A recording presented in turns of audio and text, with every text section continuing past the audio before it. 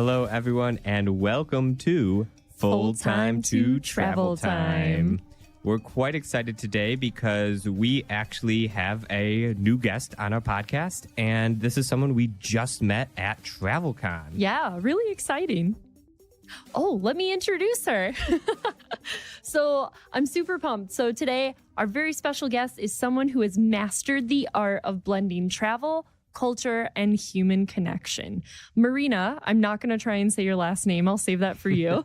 But she's a founder of Dating Beyond Borders. It's a she is a unique storyteller and content creator who has spent years exploring international dating dynamics, cultural quirks, and really what it takes to build relationships across borders. And through her popular YouTube channel, Dating Beyond Borders, Marina brings humor and insight to cross-cultural dating, sharing your firsthand experiences with a community of over 600,000 plus subscribers who I would say love you because you're both entertaining and have brutally honest content. I hope so.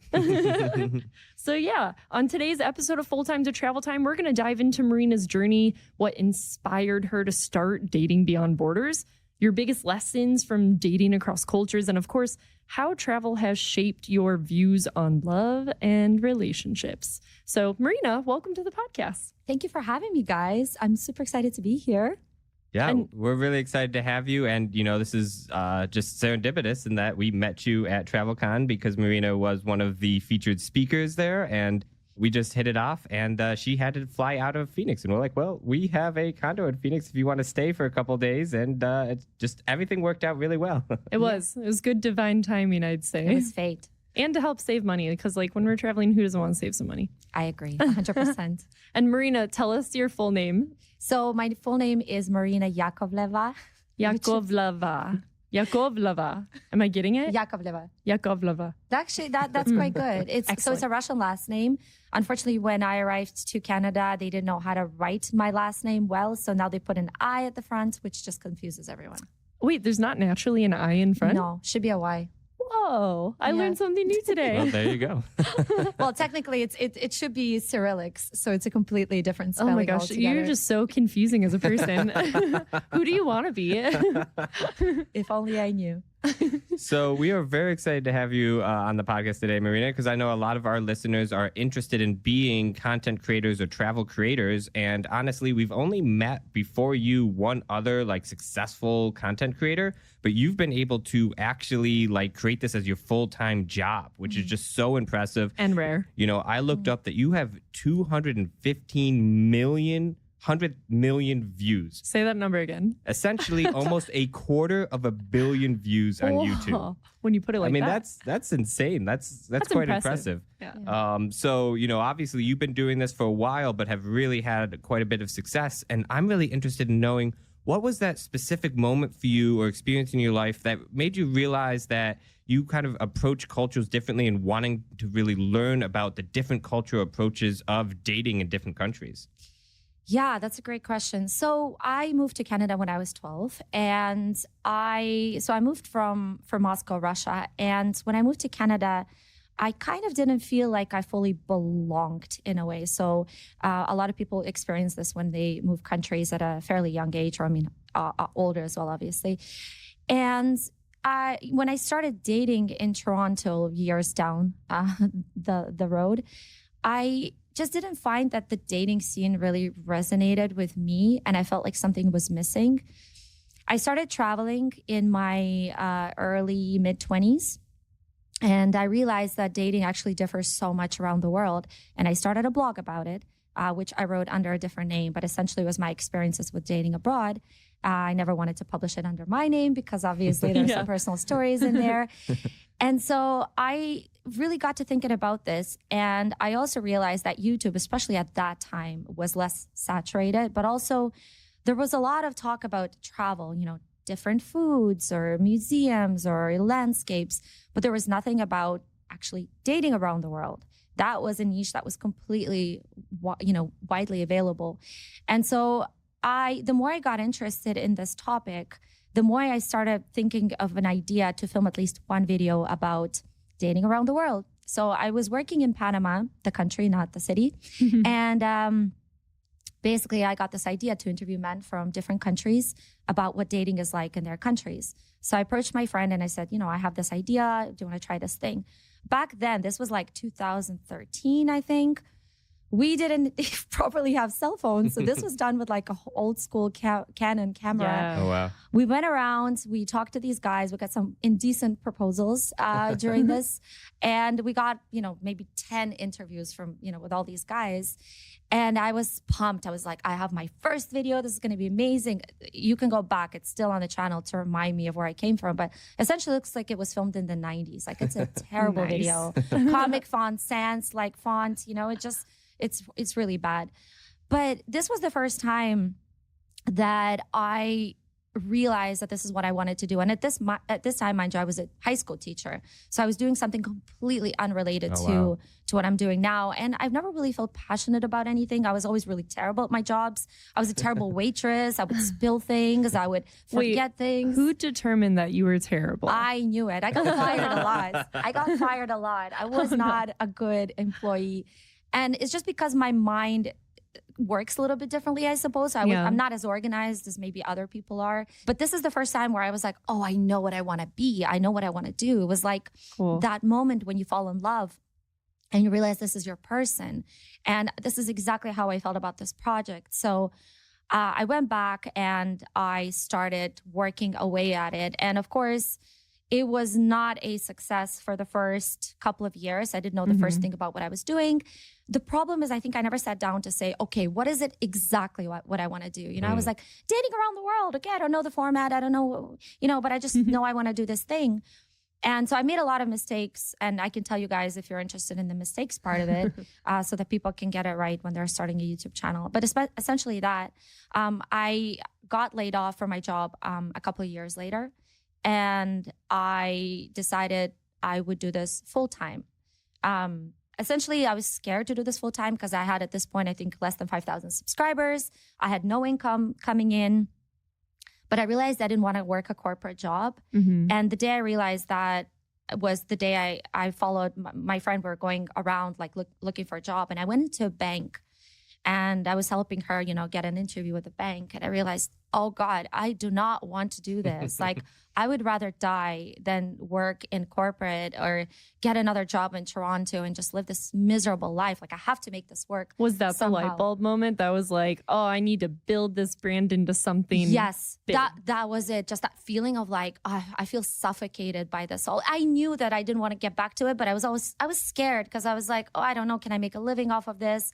You're doing something new. It's scary. Exactly. And your list of failures is probably even bigger than your list of successes, because how do you know if you're figuring out what you don't know until you fail to be like, okay, I won't do that again? Exactly. And this was not the time. This was 10 years ago when, of course, there were people doing YouTube, but it wasn't as widespread like and nowadays. We didn't have technology to fast track us. Like, we have ChatGPT and all these resources. I have Isaac's brain. Like, people have different things, but you didn't have that like 10 plus years ago. I did not have Isaac's brain, no. No, it's really helpful tool. If anybody wants to borrow it, just kidding, it's all mine. No, that was a really scary transition. The thing is, like, when I got laid off from my job, because I would go into my job, I was a high school teacher. I had my little office. It was cool. It was a great job. Worked in an international school, coincidentally enough, and did some research on my students because they're all international. But I would go into the office and I would look at Twitter, and I would get so energized by all the posts that people were posting from around the world. And I was like, I can do this thing. And so when I quit my job, my friend suggested, you know what, just teach English online. There was a school that I could work with. Basically, it was a virtual school working with Chinese kids. It was called VIP Kid. So I would get up at 5 a.m. After I got laid off and work until 10 a.m. doing that thing so I could pay my bills. And afterwards, I would work on my YouTube channel. And this was great until I had to travel. And then if I would stay in a hostel, I would have to ask them for a separate room because I was working with little kids teaching English to them. So I had to be incredibly, over the top. I had to have little props. I would carry little props with me to Europe. But I did that because I knew then, I would finish at this time.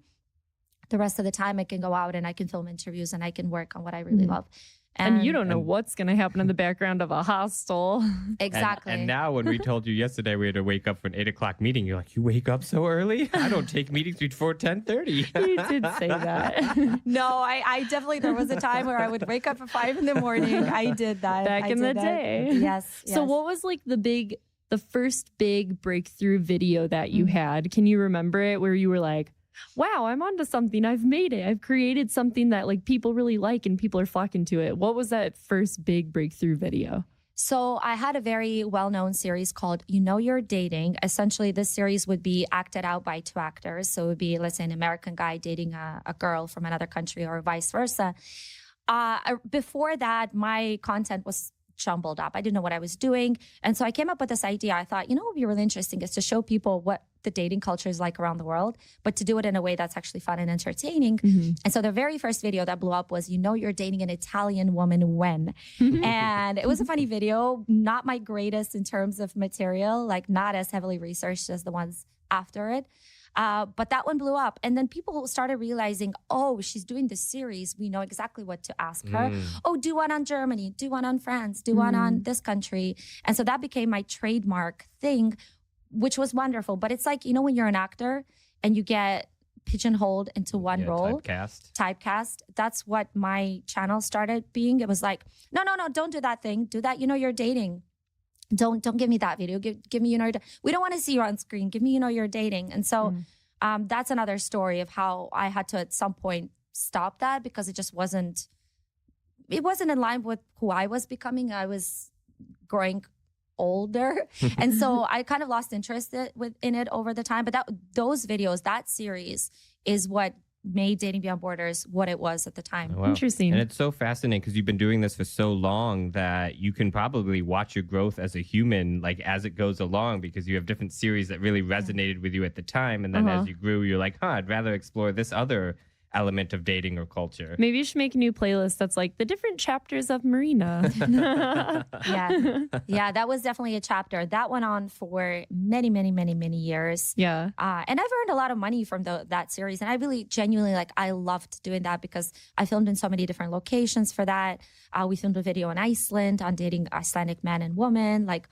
That was fun. But I think for a lot of people, they're so scared of changing what they're doing because no, I'm known as that person, but you change so much in the process. Your interests change. And a part of me just wanted to go deeper into culture, which I couldn't really do because that was still kind of stereotypical, right?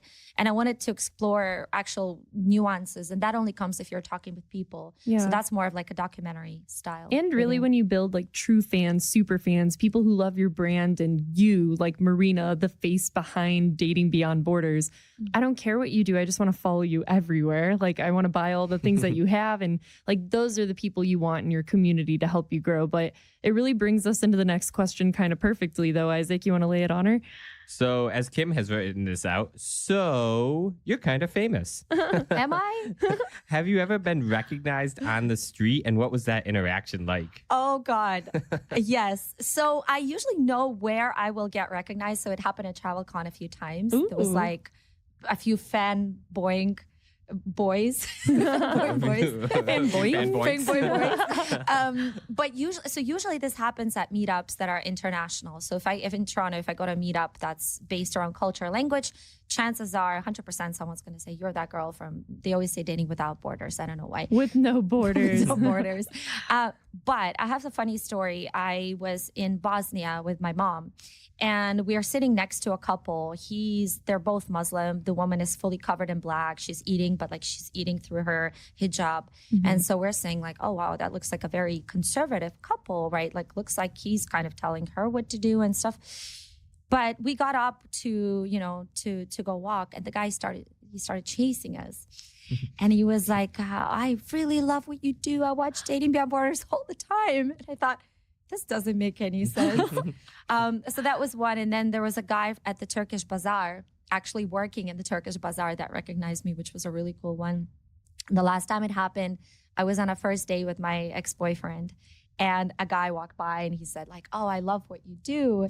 And my ex-boyfriend, he was so floored because he had no idea I had a big YouTube channel. Yeah. He was freaked out. He's like, I'm just going to wait until I look at your YouTube channel because I He's don't like, want to what does she do? Is she an OnlyFans girl? What's going on? So that was really interesting and right in time because obviously my ex-boyfriend thought I was this big deal. So he was terrified of watching my videos gosh. for a very long time. But yeah, it happens once in a while. And I sometimes don't know if someone finds me attractive or they genuinely know me from my videos, which is a weird So space funny. to be in. Interesting. Yeah, there's a fine line between those for sure. Yeah. We did just get recognized for the first time at TravelCon. Someone came up to us, oh, are you guys the travel time couple? And like I did like a fist bump because I it was the first time know. that someone has come up to us and like recognized That's so us. cool. It just So- feels so good. It does. I don't think I've gotten to the stage where I'm like, please don't recognize me. Don't talk to me. I mean, I would right. like to, but I'm not there yet. Like where you're wearing big sunglasses and a hat, like full celebrity style. yeah. Yeah. So this is an interesting question. Isaac and I were thinking about it, and we actually know a couple of friends who have met other people like online. There's so many different dating profiles and things like that. So how can people make their dating profiles more appealing to people from different cultural backgrounds who aren't native to the United States? Like what strategies work best for attracting foreigners on American dating apps? Oof. I think it largely depends what foreigner, because there are just so many different cultures around the world, right? Certain things that people do, I mean, country to country, like dating profiles differ somewhat. It depends on the culture so much, right? That I think like if you go to Europe, a lot of the profiles are quite sporty and less showy. Although to be honest, like I've looked at some dating profiles in Arizona and everybody's incredibly into hiking, which is very different than Toronto. So that We was have better surprise. weather. That was better weather. And incredible hiking. Yeah. I don't know. One thing I would suggest is not wearing your sunglasses over your hat. Don't do that. Is that a no-no for Marina? That's like a very North American thing. That's I so find funny. that Europeans definitely don't do. Isaac did that yesterday. I did do that He was yesterday. like, does this No, you look don't. okay? And I was like, what do you mean? Do you think it looks dorky? And, well, the other thing that we found surprising in Europe is like people could spot us as Americans just because we wore color. And like in a lot of European countries, Yeah, it's more they- neutral colors. More neutral colors are probably a bit more fashionable in that regard. But yeah, people could immediately spot us because like we wore colorful shirts. But I think one thing you're saying, Marina, is like, know what kind of culture you want to attract. Like if you're a woman looking for a man and you're like, oh, I think I want to go after Brazilians. Like, not that you know what kind of, culture you're going to fall in love with. Love does whatever it wants, right? But if you know, then you can kind of speak to like different cultural aspects that would attract somebody of that culture. 100%. And I'll give you a personal example. I dated a Dutch guy and then I dated a Brazilian guy. Things that a Dutch person finds typically attractive are not what a Brazilian would find attractive. Brazilian, you can go as sexy as possible and he's gonna go gaga over it. At least that was my experience, and I've experienced of many people. Like short tight skirts, long hair, the whole deal. With my Dutch ex-boyfriend, I could wear those things and he would just say like, why are you overdoing it? That's not necessary at all. So you're right, like those things, of course, person to person, right? And of course there's also a point where we get a lot of Northern European men, for example, looking for women that are Latin American, as an example, because they're missing that maybe sex appeal, that femininity in their own culture. But as Isaac rightly said, if you go to Scandinavia, the tones, like people wear neutral colors there. Actually, it's like a joke. It's like the 50 Shades of Grey, It's literally like everyone's wearing some form of black or gray or whatever because they don't want to stand out. It's just the way that you're supposed to be dressing. Whereas, of course, like if you go to Brazil and, some of the more southern countries, like, and, Latin America, it's very like tight fitting and more sexy and more revealing. I also think it's kind of ironic because like Isaac's wearing his black Humble AF shirt. I'm wearing black and you're wearing like hot pink in the middle or melon, salmon, whatever this color is. That's good. Pop. So I think, from what I'm hearing, if somebody is interested in kind of learning more about dating in that specific culture, they need to go to Dating Beyond Borders and watch your episode on that culture. Because do you know how many different countries you've covered at this point? Ooh, good question. Ooh, I mean, so I've not traveled to every single country that I've covered because I also have the podcast and I interview, let's say, Koreans on that. But I've covered, I would say, most of the world. Some countries more than others. I focus a lot on Scandinavia, as you probably have already guessed. A lot on Europe in general, because on social media, Europe seems to be the favorable location to focus on. If I focus on, Yemen, for example, you're just not going to get as many views. Yeah. You're going to get some people that are really into that, but the majority is going to be like, I'm never going to go there, so I'm not that interested. So, but yeah, I honestly have not even counted how many countries I've covered. I feel like quite a lot of the world, to be Like honest. more than 2 hands full? Yeah. Oh, definitely. I'm like, I would think definitely. I hope so. Yeah. I would say like at least 30 countries at this point. At least. Probably it's in the 50s, somewhere 60s. Awesome. Nice. So what is one unique thing that you did, especially when you were first starting, that really set yourself apart from others and contributed to your success?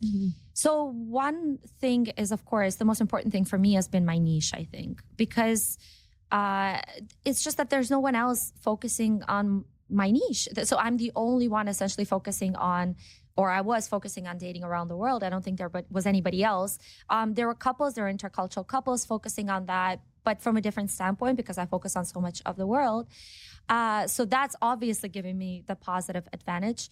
I also have like a full brand around it. So I have a YouTube channel, I have social media, I've written a book on that. I'm writing another book on that. So I'm trying to not just build one platform on this topic, but really build like a whole, would not want to say empire because it makes it sound like a brand, like a full-on brand. Yeah. So now I host a podcast because, of course, podcasts are really popular right now. You guys have a podcast as well. Everybody has a podcast. It's cool.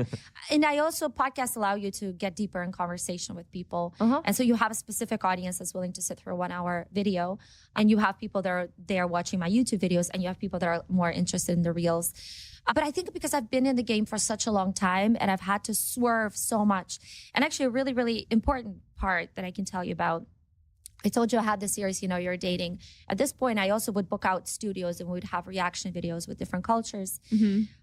At some point, I had another channel really strongly competing with me. They were a Korean channel called World Friends. I would get super upset because they are Korean. They can pump out videos like I could not, because it was just me and I was taking care of everything. They would pump out a video a day, basically copying my style, like actually copying my, like everything I was doing. And I realized I cannot compete with that. But what's more, I don't want to do the studio stuff anymore because A, it's expensive. B, it's a hassle. You have to be casting people. You have to make sure that they show up. They don't bail on you. You can't pay everybody, obviously. It's a lot of money going into it. I was paying videographers. I was paying editors. And I also realized that my values kind of shifted and the algorithm shifted as well. So the skit format was not doing as well anymore. I was basically wasting money and effort. And so I sat down with my videographer and he said, we should do challenge videos, because challenge videos are the new thing on YouTube. Guess what? That failed because I was copying someone else. I didn't really sit down and think, okay, why am I doing what I'm doing? What is it that I want to be doing? I was blindly copying what worked for someone else. That may have worked for them, but it didn't work for me. And so I went back and I sat down and I was like, okay, what is my value? What do I want to focus on?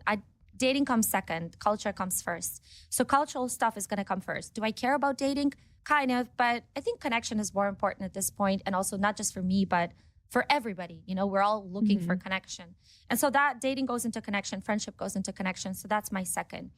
And so I'm going to keep making videos, but I'm going to keep those things in mind. And it doesn't matter how the videos are done, as long as those values are there, people can still learn from them. And so I started doing interview videos on the street. Had I stayed in that challenge thing, like, I think I would have completely lost myself, because I would be trying to recreate something that seemed to be working. Trendy. And trends change all the time. I think it's important to latch on to trends if they work with what you're doing, but it's more important to understand why you are in this, because you're in this for a long game. It's not going to be instant. It's not going to be instant money. And it's so easy to get lost in the noise if you don't know who you are. So that was kind of why I've been in this for so long. And I want to stay relevant, and why I've explored podcasts and those different things as well to try to get different platforms within what I'm doing. Yeah. So I think it's not important. it's the medium is not as important as what the value is. It's like you can use any medium. You can write a book, you can do a podcast. What is it that you're trying to say? I think is the most important. And knowing yourself. Like you've had to evolve through your own brand to figure out, what do I want to do with this brand? So on that note, I want to talk more about you. Like less about the brand, more about Marina. Oh, no. You literally spend your entire career and brand exploring how love differs across borders. But personally, what's like one relationship habit or idea that you've adopted from another culture that has completely changed your life or your outlook on this? Yeah, I think, so I'm Eastern European. If you guys know anything about Eastern European women, is that we expect high gender roles. And so I think when I started dating abroad, because I didn't really want to date Eastern European men, so I had to adapt to the fact that it's not going to be as, let's say, gift giving or, I date a lot of European guys. And so I don't notice as much chivalry, old school chivalry in that. And I wouldn't say that I've gotten used to it. I still struggle with this stuff, and I'm still hoping that I meet someone who's able to bring those things, those elements, like flowers and paying for certain things. But I've also relaxed a lot more when it comes to who's gonna pay and how we're gonna split this. Is he gonna be paying? Because in Russia, if you're dating someone, the man pays for everything. Not like if you live together. If you live together, I think it's a lot more relaxed, but men will pay for trips for women. And so like dating outside of Eastern Europe, and obviously I've been in Canada for so long as well. Yeah. I've kind of learned to work with that, because for me, the most important thing is compatibility. It's not this who pays for what. Exactly. It's more about like personality and do we vibe together, right? Exactly that. And also understanding that like this person comes from a different culture. You come from a different culture. How can you work together on that? But I did struggle with that in my past relationship, because I still expect some surprises and some nice things. And unfortunately, with a lot of, I want to say Northern Europeans, like Scandinavians, like Germans, they're not Northern, but Central Europeans, Dutch, that element of like romance and spontaneity is just not as present. There's more efficiency than romance, right? Exactly. And I know with Kim, I surprise her all the time, but it's more through experiences and less through like physical goods. Right. Like he doesn't buy me like a bouquet of flowers kind of thing. He's like, I'm going to take you to the top of this mountain. Or like bring her to an Airbnb that's a farm because she loves animals, but I don't tell her we're going to it. And then we arrive and like she gets to set up and pet all the animals. I'm and crying with like happiness. Yes. So yeah, I like to be more spontaneous with the activities and experiences over like the physical. Like new age chivalry too, I would say. I feel like a lot of people, man or woman, would value experiences more than like physical things that just take up space or you can't use them. Like this memory of going to a farmer, an alpaca, farm that he took us to. I will remember that forever. That's an experience I can like cherish and value. Exactly. No, I 100% agree with you. I think romance is understanding what your partner likes and then paying attention to that and then doing it for them. Because it's easy to get somebody a nice watch if you have the money, But the important thing is understanding what is important for them. And I agree. For me, I've learned as well, because I've changed a lot over the years. For the first date or second date or third date, I don't want to go to a fancy restaurant. I don't want to do the whole interview exchange. I want it to be natural, organic. And the way you can get to know someone that way is if you just do something very simple. Go get a coffee, go get a drink, go take a walk, go explore something. Actually interact with each other and experience something together, because that brings you more closer together than if you're going to dress up and sit, play a part and like, oh, here's me. I'm supposed to be like this and he's supposed to be like that. So I've learned to appreciate more the casualness of dating, and also have realized, like you guys, I value experiences much more. So that would be more romantic for me. We can kind of look at it as like we've taken Marina on a romantic date now. Because when we met, we were talking, we did the travel conference, and then she stayed. She's one of like the only people who stayed after the travel conference to actually explore the area. Which we were surprised about, because like these are all travelers, and honestly, Southern Arizona has a lot of really cool things to explore. Amazing. So we took Marina to the top of Mount Lemmon in Tucson. Wait, well, technically, is it Benson? Nope, it's Tucson. But besides the point, amazing, epic drive. And she almost like, you didn't really believe us that there'd be a ton of snow up top either, right? Like, did it kind of blow your mind a little bit? Completely, completely. It was an experience That's when I realized I fell in love with them. No, I'm just joking. And but then really, we bought a big cookie and shared it together. It was a very romantic time. Hot apple cider. That apple cider was delicious. Oh my God. That was And great. the cookie, man. Like, oh. Yeah, sorry. Yeah. Back to the show. No, I agree. Experiences for me are more important than physical stuff. The older that I get, the more I value that, and the more I realize, it's more about the experiences in my life as well. Yeah. Yeah. Isaac, you got the next one because this is also talking romance over here. So this is kind of interesting. If you've created videos about dating all over the world, but if you could combine like different elements from different cultures into your ideal date, like what would that look like? Ooh, make your That's recipe. a great question, because a lot of times people ask me, what is the best culture to date? And I always say, depends on what you're looking for. Mhm. And so for me, okay, let's start with looks. Yeah. Let's start there. I have to say, like Germany, the Netherlands, like Scandinavia. That's my type. I love the tactility of Brazilians, because I was just in a relationship with one, and I really realized how much I enjoyed that, because it was like dating a teddy bear, just always like tactile and Loving. and passionate. So the passion definitely I would take from Brazilians. Just for Passionate sure. for love or passionate for life? So he was just passionate for love. That's Okay. why we're not together. Sorry, if he had sir. been passionate for life, I would have definitely, given it another chance. But that piece of the puzzle was actually missing. Okay, so then in terms of, I love the sense of humor of British people. Like British people take it on the humor. Accent wise, again, it has to be somewhere in Europe. Maybe that's not important. The Someone accent you is can not important. understand. Someone I can perhaps? understand. I really love the Dutch accent. It's really nice, and it's very subtle. You can understand it really well, but you can still hear it a little bit.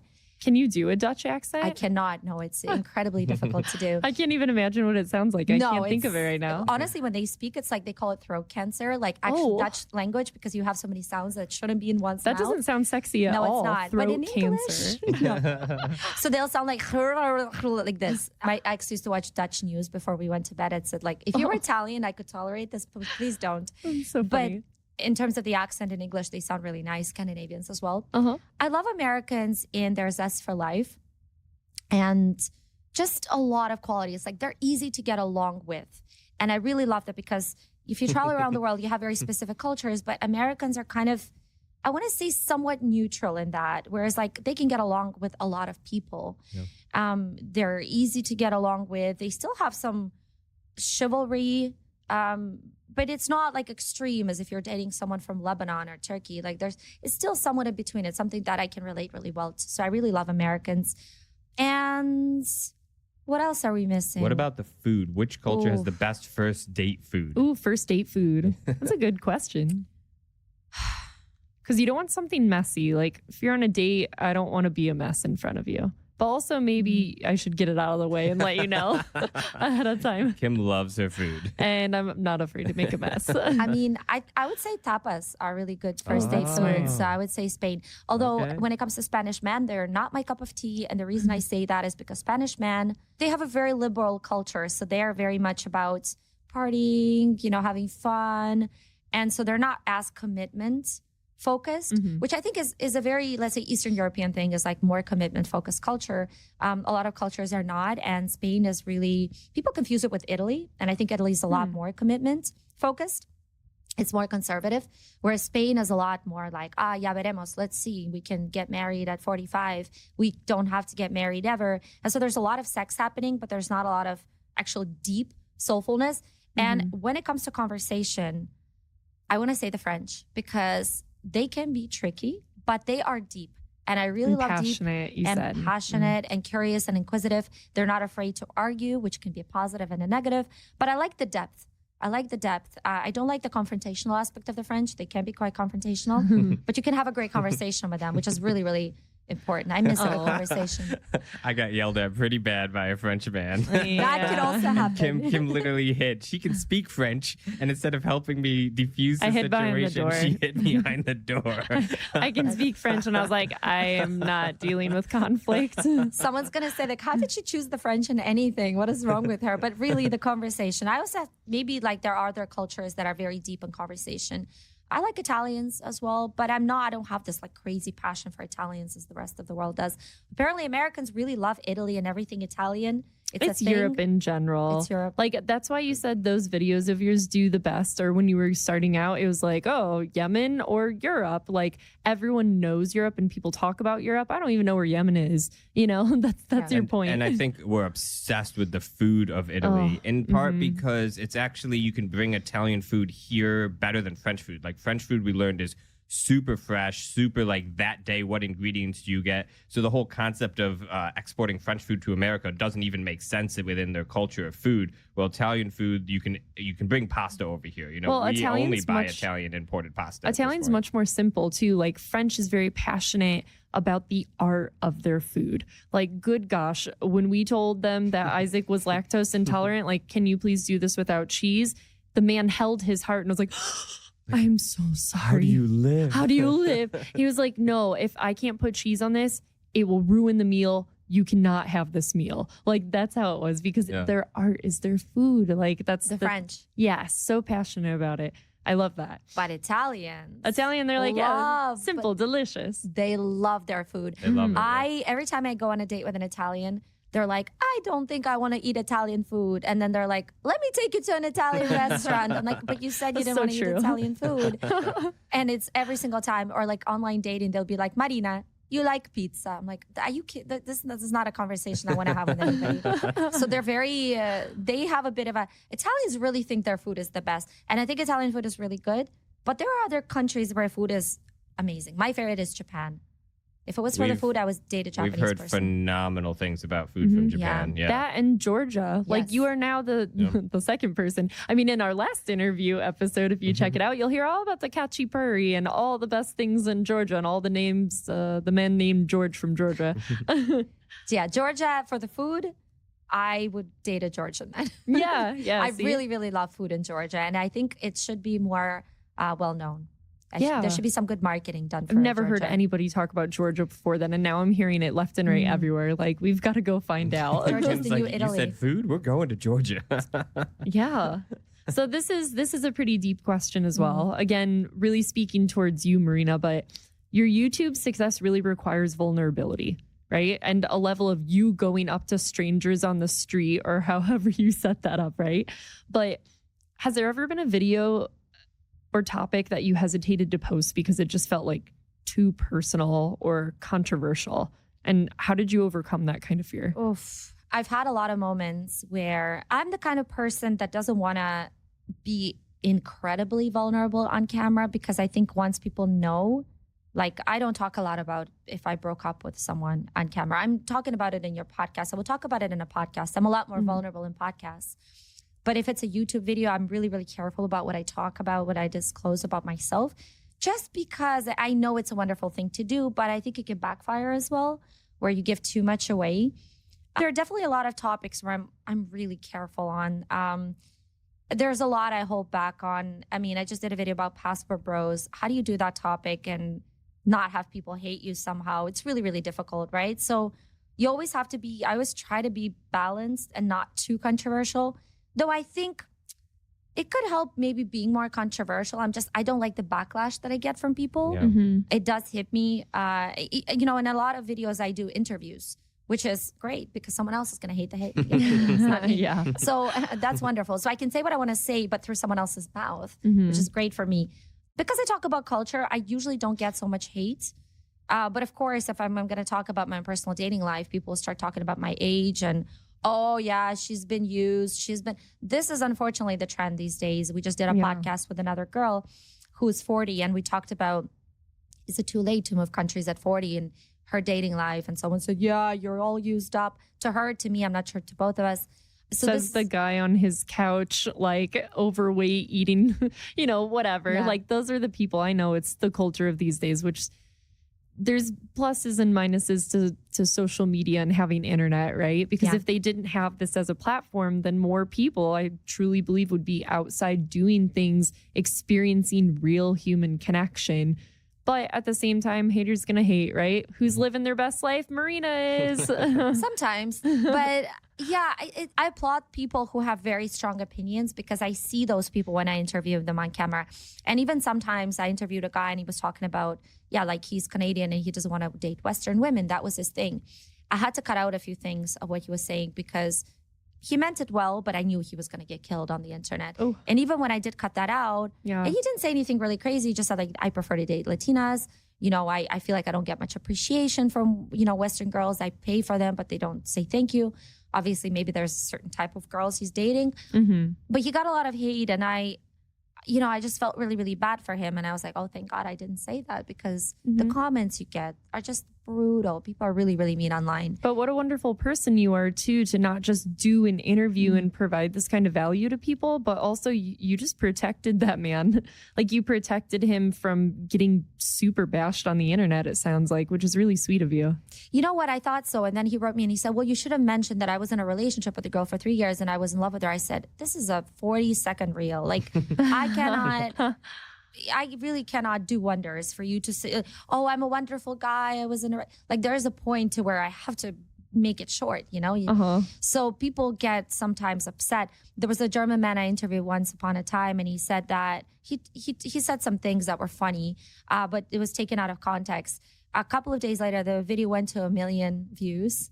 And his ex-wife saw it and he talked about his ex-wife. His kids started getting bullied in school. Oh, no. And he messaged me and said, Marina, like, I'm really sorry, but can you delete the video? And I did. I usually don't because a lot of people will say, yeah, I want to do the video. Then they get a few negative comments. They're like, no, I just delete it. And I don't usually do that because then I would have to delete a lot of the videos. Mm-hmm. But this one was really serious. This one was really serious. Yeah. And it's just the power of the internet is insane. That in 2 days, someone I didn't even tag this guy, mind you. Like he was in Germany. Wow. And so somehow word got around so fast that he was getting trouble. Yeah, crazy. That's wild. Yeah. Isaac. I know, deep. So, you've obviously traveled all over the world and talked to, different cultures about, dating and everything. But have you gone back to Toronto and suddenly realized that like something that you just thought was natural was actually kind of like, oh, this is kind of weird that we do it this way here? Reverse culture shock. I love reverse culture shocks. No, I still do. I lived in Portugal for almost 2 years and coming back to Toronto was difficult. I already didn't really resonate with the city much before I left to Portugal. Thus, I went to Europe. But there's kind of and I think it's quite similar to the US in that things are fast. Everything is about doing.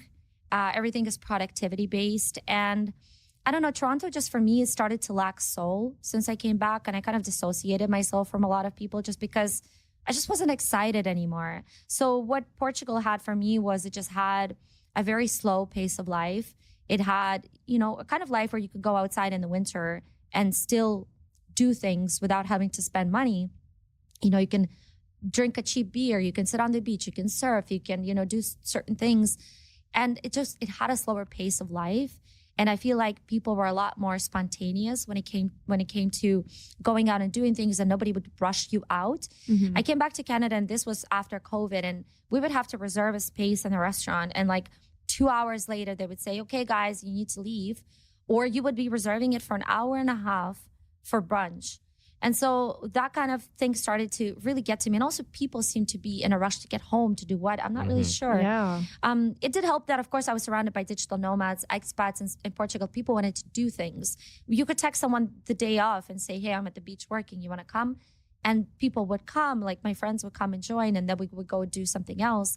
In Toronto, you cannot tell someone last minute that you're doing something and expect them to be there. You need to give them like a week. I even have an Italian friend in Toronto and it's the same thing. Like, oh, we can do the 2 weeks in 2 weeks. And I'm thinking, my God, you're from Italy, lady. What's going on? What has happened to you? And her these are- husband is Venezuelan. I'm like, what? These are people without kids, you're saying too, right? People that Because don't want I to have know kids. people who have kids that are like, I need a 4-week notice to make plans. Yeah, that I understand. Right. This girl and her husband, they don't want to have kids for a reason because they want to be free. Uh-huh. But they're still, it's a commitment to like, it's you really need to plan events out with them. Yeah. So it's just the feeling of the place, you know, because I spend so much time in Europe, and that's one of the big reasons that I want to go back to Southern Europe, is because the way I see life now, and maybe you guys can relate, the older we get, the more priorities change. And so for me, what's important now is just being out in the nature and having a quality time where I don't have to spend a ton of money. I don't have to tip someone 20%. I don't have to go to a restaurant or a bar or whatever. I don't care about lounges or clubs. I just want to be outside of my pretty garden. I want to go hiking. I know you guys can resonate with that. You know, I want to have a few friends over for dinner. That kind of lifestyle where you're not spending a ton of money crammed in your shoebox condo, which is how people live in Toronto. Yeah. Shoebox condo facing another shoebox condo. It's like, yeah, I'm paying $3,000 for this. This is great. You know, it's just the quality of life. And people have tuned into that. Like if you're working remotely, Yeah. you've realized that you've been duped. This is not the style of life people want. And people are miserable in Toronto. I see this more and more. People are just angry that they're living this life. Of course, if you're living in Portugal and you're earning 500 euros a month, you're equally angry. Portuguese people are not happy, right? It's the tourists, it's the foreigners, the expats that can, you know, actually enjoy their life there. But it sounds like you really like, in terms of priorities, you like to live in the moment now. Like the moment is what's important. Yeah. We could be busy all the time, but to live in the moment and actually enjoy what's happening, like that's when we get connected to abundance and happiness and all these other things. Exactly. We have our whole lives to rush around and be busy and kill ourselves over rushing from X, Y to Z. But to be in the moment and be present, people miss that a lot. That 100%. was a big culture shock for us in France, where the eating culture is so different. You go out to a restaurant and, you know, you sit there for hours. And one of the weirdest things to us was the fact that we had to explicitly ask for a check to get a check.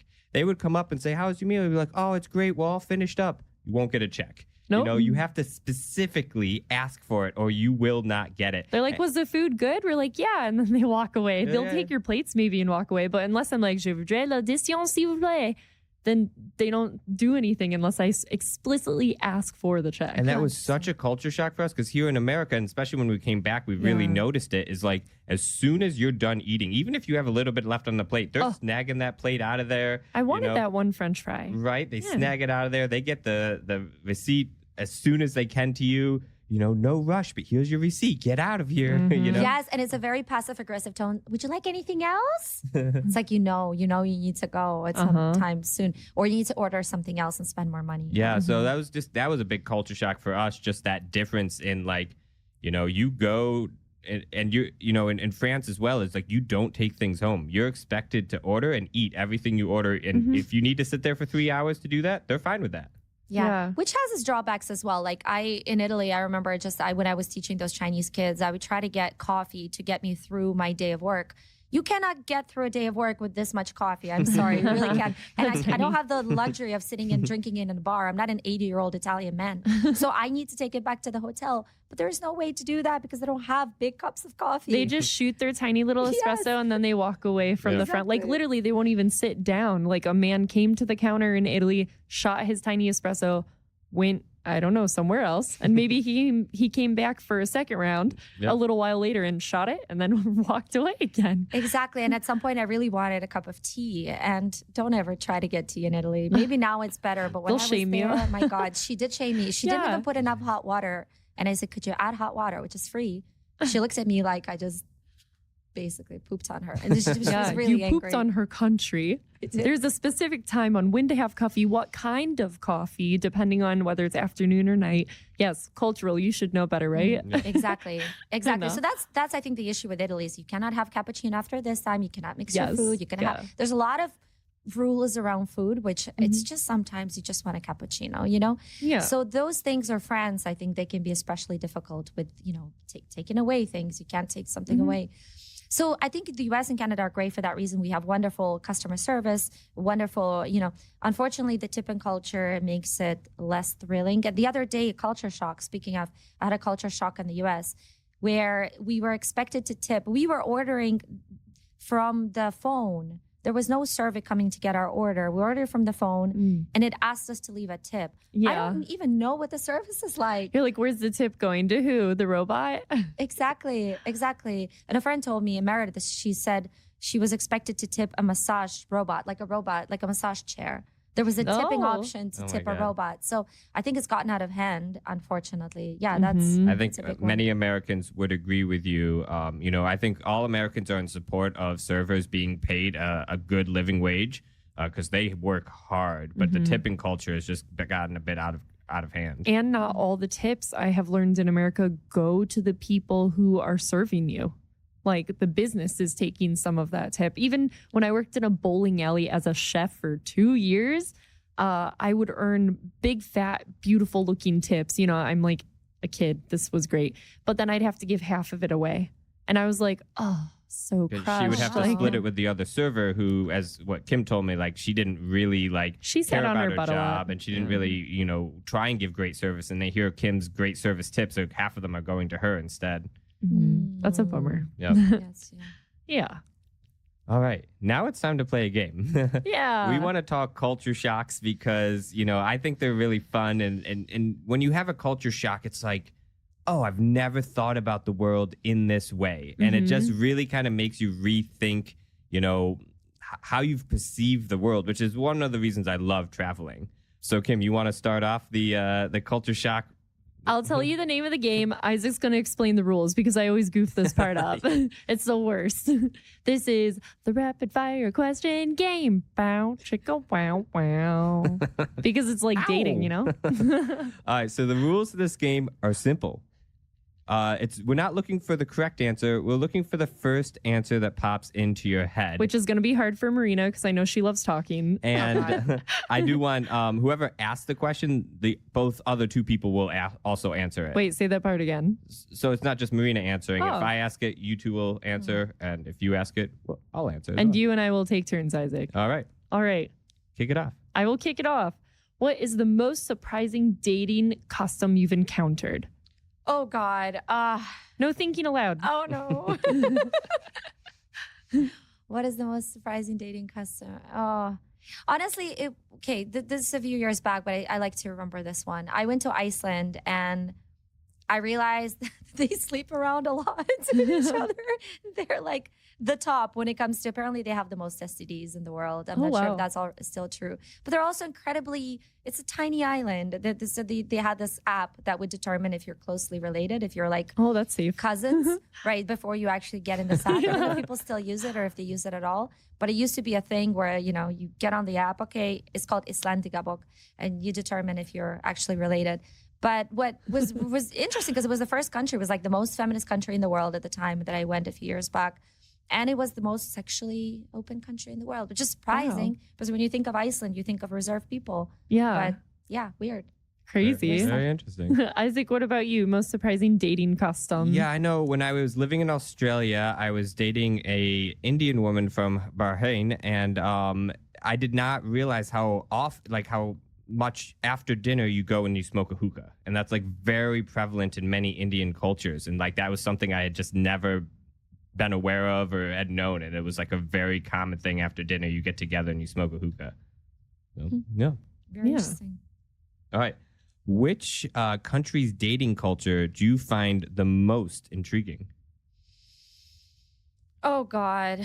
I don't want to say Scandinavia again. I was going to say it. I know. I was going to say Scandinavia. I wrote a book on it. It has to be Scandinavia because I wrote a book on it. I don't know that I find it still as intriguing as I did a few years back when I wrote the book. But when I wrote the book, I was like, this is different, And I mean, there's a lot of differences, but it's essentially the same thing that I talked about when it comes to Iceland. It's how incredibly open everyone is to going for a, roll in the sheets. Is that the phrase? I'm not really sure. Because not all countries have a top sheet. So yeah, so that was another huge culture shock for Kim and I, going to France and finding that they don't have top sheets. I literally asked in French for a top sheet, which also was difficult because there's no easy way to say that. And they just looked at me like I had two heads. And I was like, like a sheet that goes on top of the bed. And they were like, so you need another fitted sheet? And I was like, no. But the thing why is, don't you understand? They don't even have fitted sheets. They have one regular sheet that they fold underneath the mattress, and that is their fitted sheet. They have no top sheet, and then they just use a duvet.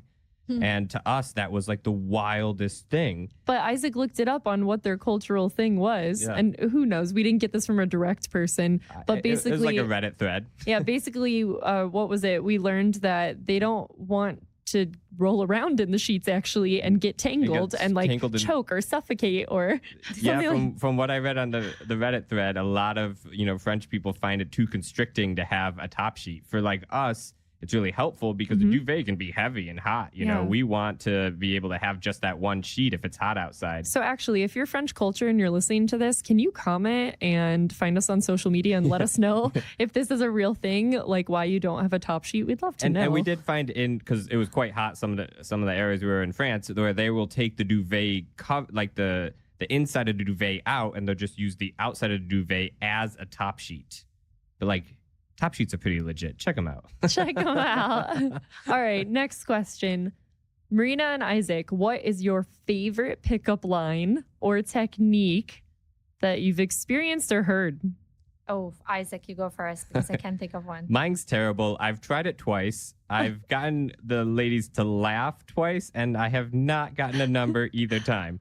So this pickup line is, if you were a booger, I would pick you first. Oh God.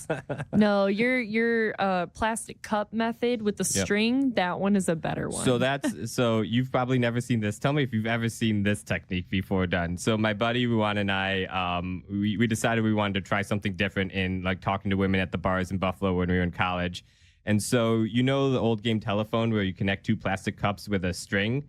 So we made one of those and we went out to the bar. And so I went up to this girl. I started talking to these two girls and I'm talking to them and it's going pretty well. And then Ruan walks up with a cup and he hands it to me. And I said, "Excuse me, ladies, I have to take this." And I put the cup to my ear. Right?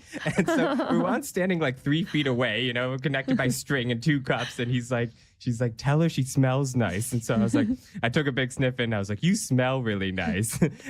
And he's like, "Put your arm around her waist." So I was like, "Hey, how's it going?" And the other woman looked at Ron and she's like, I can see you. And Ron's like, "Excuse me, miss, I'm in the middle of a conversation." And I went back into speaking into the cup. And we did actually get the numbers, yes. So that one did work. And we only tried it once because Ruan could not hold it together. He kept laughing so hard every time we tried this that he was like crying because he couldn't hold it together. But there's that sense of humor again, like you were talking about, Marina, like when you can just be silly, like raw, authentically, like I don't care if this is embarrassing, this is me, like that's great. Yeah, for me, I mean, as a woman, I don't have to do much approaching.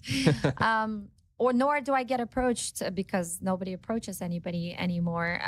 But I think as long as someone's like natural and funny and they're not trying really, really hard, which I know is really tough. That's tough advice. It's tough approaching people these days. And also can ask questions and actually listen to your responses. Because a lot of men, they're so in their head. They'll be asking a question and you can see that they're freaking out. They're trying to see, how do I react to this? But just listen, I'm not expecting you to be witty or quick or anything. Just be natural. Just be natural. Exactly. Yes. Yeah. I'm glad you said that. So you've never had a funky pickup line used on you? That someone has used on me. I mean, my name is Marina, and they would say, "Can I park in your Marina?" It was terrible. That is pretty tough. Yeah, that's not the That's not even creative at all. Not witty at all. No. All right. So we're interested because we've come across this. What is the funniest language misunderstanding that you've either been a part of or like witnessed while traveling abroad? Well, traveling with my mom, her English is really funny. She'll be like eating tentacles and she'll say, "Can you pass me more testicles?" And that's funny. As a Russian. So we in Russian, like because of the accent, sometimes when you say sheet, it comes out as shit. Yeah. And I know this happens with Italians when they say beach, they say bitch. Yeah. So these are like the most obvious ones. So I used to teach English at a school, and I had a lot of Brazilians, and Brazilians that have the funniest accent, and sometimes they'll say something like, they sound really funny. And if you get them to say the expression, she has pretty red hair. They say she has pretty red hair. So I used to make them do that just for laughs. Did I have any language misunderstanding? Not personally, because I mean I speak English pretty well. You speak more than just English as well. Which I speak Spanish, some Portuguese. I used to speak a bit of French and Russian. Obviously, that's my mother language. I hope so. Actually, I just thought of one. I was in Argentina. And this was New Year's Day, just turned 30. And I went, this is not relevant at all, but just give you some insight. I went to a hair salon and I wanted them to dry my hair after they cut it. So I said secar, or I wanted to say secar because this is to dry. But instead I said sacar, which is take off. So they took a whole bunch of hair. I got so annoyed. But it was my fault because I the two words are quite similar. Yeah. And you didn't like use hand charades or anything like what the hell cut was I thinking? or like blow. How do you do blow with your hands? Anyways, I don't know. Like, I was just like, I guess make a little.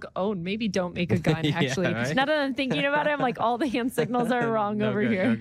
No good. But my story was similar too, though. Like I immediately think back to when I was in kindergarten. I'm pretty sure it was kindergarten. And Victor, I'm so sorry if you're listening to this, but because I still follow him on Facebook.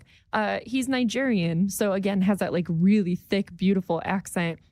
And I think we were doing like a peach festival or something. You already know where this is going.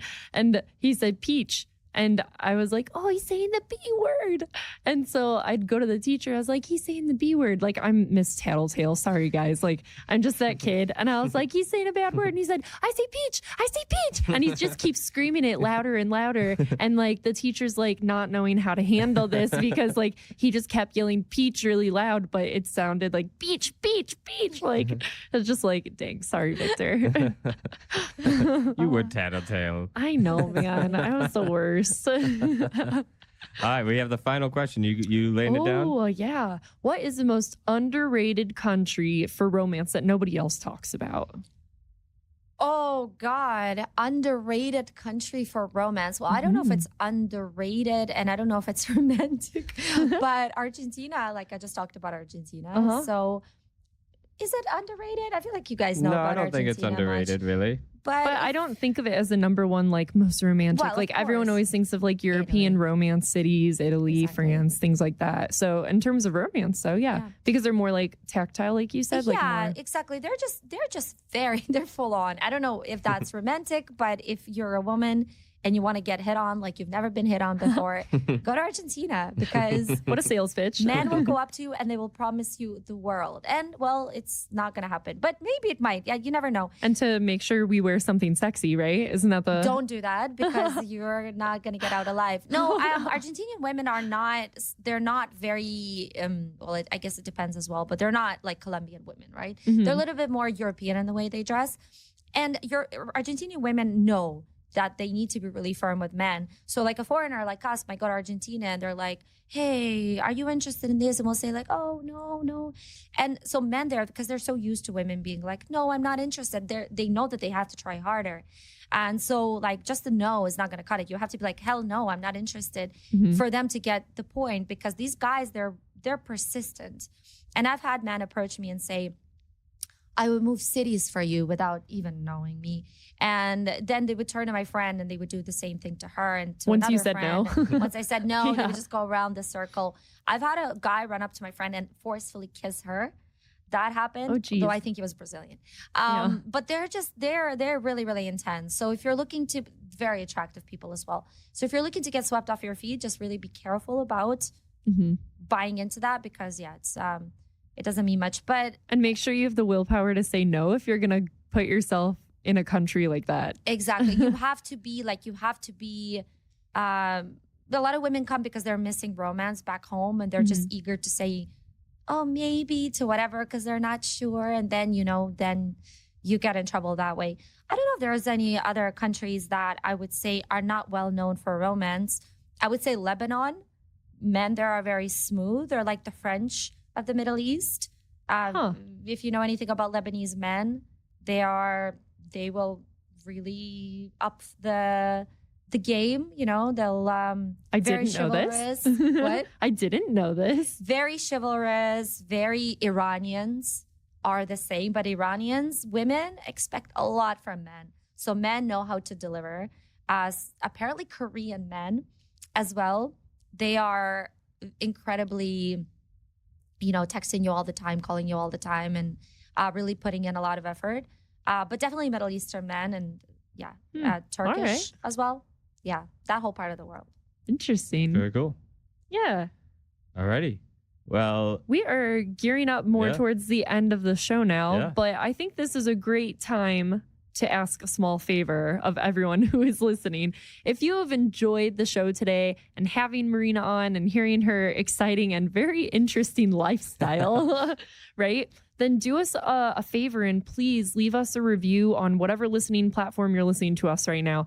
It would really mean the world to us. And honestly, it helps our awesome content get found online. So do us a favor, do your friends and family a favor to help us get found. Leave us a review, please. And if you guys want to connect with Marina and follow her adventures and her interesting interviews, where can they find you, Marina? Yeah, you guys can go check me out at Dating Beyond Borders on any platform. It's the same name. Yeah. That's easy. Thank you for that. Ben, she also has the spodcast on podcasts, Spotify, Apple Podcasts, YouTube. Yes, all the social media, everything. And if you want to find her old book, that is, what's the name of that other book? So it's called Sex Before Coffee, A Guide to Dating in Scandinavia. And you can get it on Amazon wherever you are, US, Canada, Germany. I think it's all over Europe as well. And probably other parts of the world I'm not really specific on that. Yeah, I encourage it sometimes because sometimes it's nice to have a physical book in your hand instead of looking at a screen on your laptop, looking at a screen on the TV, looking at a screen on your phone. Go buy her book. Thank you for that, Kim. Yeah, for sure. For sure. And one thing I want to ask also, I swear this last one, you guys, but we want to hear your stories. What is your culture shock dating story? Have you dated a foreigner? Have you met someone while you were traveling? DM us, or post on our Instagram or Facebook, tag at fulltime2traveltime. And we're going to choose the top 3 best stories that you guys submit to us. And we're going to share that with our entire email news following. We're going to put it in our newsletter and we're going to share it on social media. So find a way to reach us. And again, share that culture shock dating story because I bet you guys have some good ones. We're excited for that. But thank you everyone for listening. And thank you, Marina, for joining us too. Marina's going to be a part of the song this time. Are you prepared for this? Oh God, am I? Yeah, you are. You have like 1, 2, 3, 4. You have 5 words to say. I'm not even prepared for this. What song? The song, our ending song, our outro song. So when we say thanks for joining, then all together in unison slowly, we're going to say full time to travel time. Okay. Can you handle it? Yes. All right, let's see if she can. Let's try. Ready? Thanks for joining us on Full Time to Travel Time. Thank you guys for having me. I forgot to say that, but thank you so much for having me. Absolutely. Thanks for joining us.